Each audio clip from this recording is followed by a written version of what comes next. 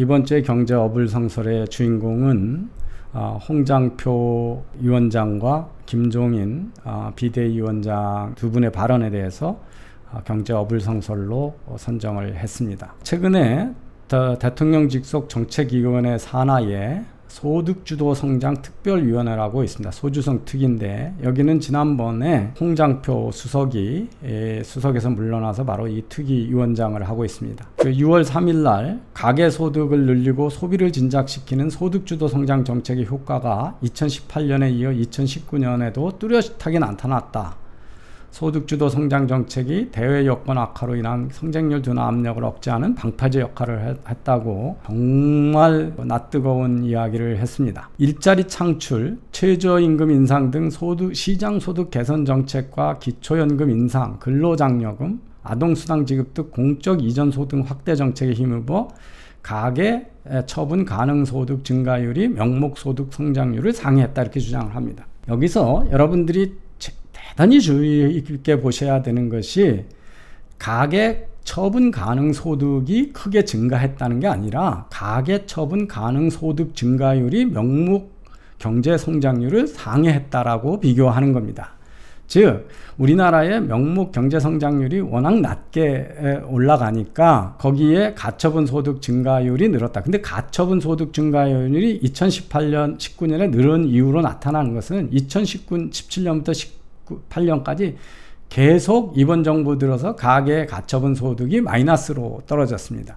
그리고 여러분 근로장려금, 아동수당 같은 공적 이전 확대 정책이 가처분 소득을 늘린다라고 하는 것은 대표적인 조삼모사의 거짓말이죠. 누구 돈을 빼서 딴 사람한테 주는 거기 때문에 이게 국민 전체의 가처분 소득을 늘릴 이유가 없죠.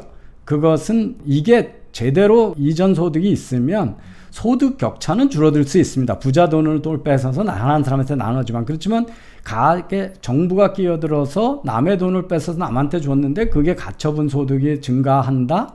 그건 있을 수 없는 일이에요. 그 일이 가능했다면 정부가 빚을 내서 돈을 준 거기 때문에 미래 세대 거를 앞당겨서 준 거일 뿐입니다. 근데 그 비교를 그래서 경제 성장률이 저하되어 있고 처분 가능 소득이 증가했다라고 하는 것들을 비율로 비교해서 이렇게 눈속임을 하고 있습니다. 두 번째 이야기도 똑같습니다.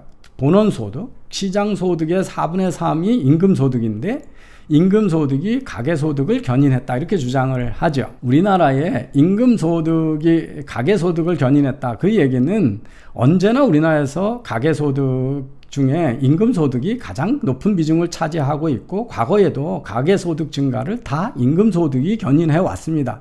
그래서 이런 것들은 하나만한 얘기를 다시 하고 있는 거고요. 지난해 우리나라에서 가계소득 증가율이 다른 소득보다 높게 되는 것은 거꾸로 얘기하면 우리나라의 금융시장이 안 좋았다는 겁니다. 왜냐하면 가계소득에서 임금소득 외의 소득이라고 하는 것은 아까로 말하는 공적 이전 소득이거나 아니면 임대소득과 같은 부동산 또는 주식에 같은 투자소득입니다. 그런데 금융시장이나 부동산 시장이 나빠지면 임금소득의 증가가 더 돋보이게 돼 있는 거죠. 그래서 이건 좋은 현상이 아닙니다. 왜냐하면 소득원은 다양하게 있어야 되고 다양한 데서 다양한 소득이 늘어나는 것이 가계의 재정에도 좋은 거죠. 그 다음에 정말 제가 경악할 수 있는 이 통계 사기가 무슨 얘기냐면 2016년 17년에 하락했던 노동소득 분배율이 2018년 19년에 2배 연속 상승했다. 그리고 2019년 노동소득 분배율은 역대 최고 수준이라고 이야기하는 겁니다. 이게 장하성의 노동소득 분배율이 떨어지는 게 우리나라가 망하고 있다라고 했던 사기를 지금 반복하고 있는 것입니다. 이 노동소득 분배율은 기업이 만들어내는 부 중에 임금이 차지하는 비중입니다.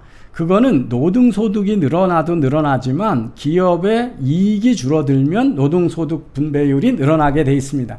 지금 2019년에 우리나라 기업들이 대부분 전년 대비 상장 기업은 거의 50% 이하로 이익이 급감했습니다. 그러니까 벌어들여오는 돈이 적은데 임금은 함부로 못 깎으니까 노동소득 분배율이 높아진 거죠. 이거는 우리나라 기업들이 지금 망하고 있다라고 하는 것을 얘기하는 통계입니다. 이걸 가지고 노동소득 분배율이 역대 최고니까 이게 소득주도 성장이 성공한 거다.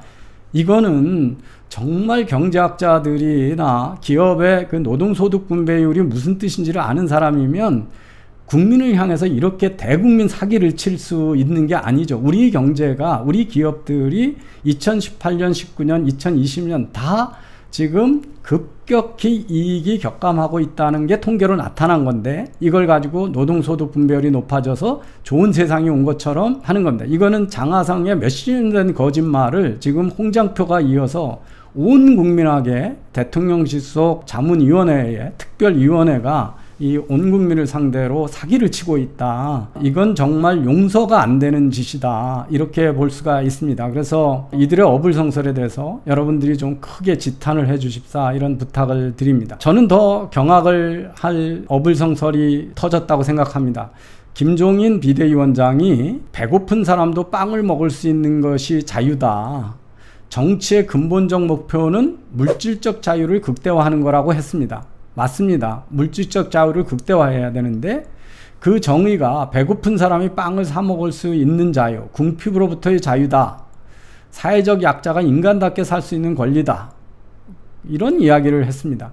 배고픈 사람이 돈이 없어서 빵을 먹을 수 없다면 그 사람에게 무슨 자유가 있겠냐고 하고, 그간 보수가 추구한 자유는 허망한 자유, 그들만의 자유라고 질타를 했다고 합니다. 보수가 얘기하는 자유도 이 가난한 사람을 빵을 사 먹을 게 일 수 있는 것은 시장과 국민의 자유를 최대화했을 때 이 배고픈 사람이 없어진다라고 하는 것은 역사가 증명한 것이기 때문에 그렇습니다. 그런데 그 시장의 경제적 기회를 확대해서 빵을 사 먹을 수 있는 능력을 주는 게 보수 시장, 자유시장 경제자들의 개념인데, 이것이 허망한 자유, 그들만의 자유라고 그러면 이 김종인의 빵 먹을 자유는 바로 마르크스가 주장했던 그 자유와 똑같습니다.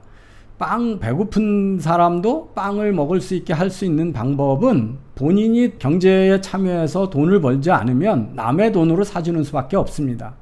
이 남의 돈으로 사주는 거를 주는 것들, 정치가 이런 물질적 자유, 노력과 상관없는 소비의 자유를 극대화하는 것이 가능하다고 믿은 것이 공산주의죠. 그렇게 되면 지금 김종인의 자유가 얼마나 위험한 자유인지 아실 수가 있습니다. 공산주의가 뭡니까? 능력에 따라 일하고 필요에 따라서 소비를 한다는 거죠. 그래서 내가 능력에서 벌어진 것 상관없이 내가 필요한 것을 소비해 주겠다고 하던 사기가 지금 공산주의죠.